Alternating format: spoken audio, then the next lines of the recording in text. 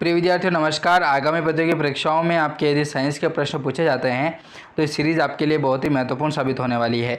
360 page की पूरी PDF है। डाउनलोड करना चाहते हैं तो लिंक आपको जो है वो डिस्क्रिप्शन में दिया गया है। जस्ट आप क्लिक करेंगे तो एसके स्टडी एकेडमी का ऐप जो है वो ओपन होगा। इसको इंस्टॉल करने के बाद नोट्स वाले फोल्डर से इस पीडीएफ को डाउनलोड कर पाएंगे बहुत ही आसान तरीके से।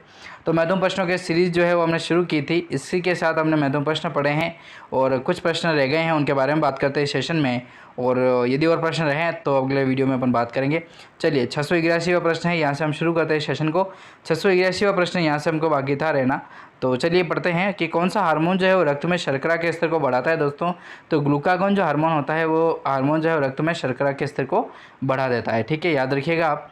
682 नंबर का प्रश्न है कि मस्तिष्क के किस भाग को हेडमास्टर ग्रंथि कहा जाता है। तो हाइपोथैलेमस ग्रंथि जो इसका राइट आंसर होगा।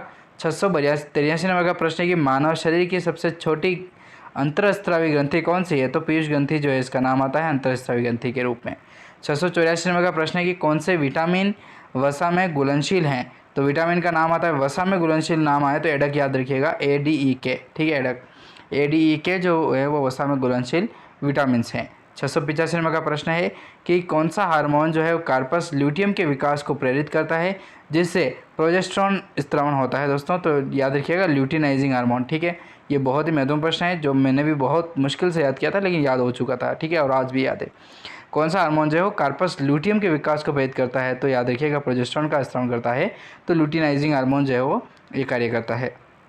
686 नंबर का प्रश्न यहाँ से देखते हैं। 686 का प्रश्न कह रहा है कि महिलाओं में शिशु जन्म के बाद दूध निर्माण के लिए कौन सा हार्मोन उत्तरदायी होता है। महिलाओं में शिशुओं का जन्म होता है और दूध का निर्माण होता है, तो कौन सा जो हार्मोन है वो उत्तरदायी होता है। तो प्रोलैक्टिन हार्मोन जो है इसका राइट आंसर होगा। प्रोलैक्टिन हार्मोन जो है वो उत्तरदायी होता है। 687 नंबर का प्रश्न कह रहा है कि किस हार्मोन को दुग्ध निष्कासन हार्मोन भी कहते हैं। तो ऑक्सीटोसिन जो हार्मोन है दोस्तों उसे दुग्ध निष्कासन हार्मोन के नाम से भी जाना जाता है। 688 नंबर का प्रश्न कि डायबिटीज़ इंसिपिडियस किस हार्मोन की कमी से होता है। नाम थोड़ा अजीब है, याद रखिएगा। डायबिटीज़ इंसिपिडियस जो है वो हार्मोन की कमी से होता है। तो वैसोप्रेसिन याद रखिएगा, एंटी डायरोटिक हार्मोन। ठीक है, अगला प्रश्न 689 नंबर का कि डायबिटीज़ या मधुमेह रोग किस हार्मोन की कमी से होता है। तो इंसुलिन हार्मोन की कमी से होता है डायबिटीज़ या मधुमेह रोग। ठीक है, अगला प्रश्न है 690 नंबर का। प्रश्न कह रहा है अपना कि कौन सी ग्रंथि को मानव शरीर की तीसरी आँख, मस्तिष्क की रेत अथवा जैविक घड़ी भी कहते हैं। तो पीनियल काय ग्रंथि जो है याद रखिएगा, पीनियल काय ग्रंथि जो है वो कौन सी ग्रंथि मानव शरीर की तीसरी आँख, मस्तिष्क की रेत अथवा जैविक घड़ी भी कहते हैं। तो पीनियल काय ग्रंथि के नाम से इससे जाना जाता है।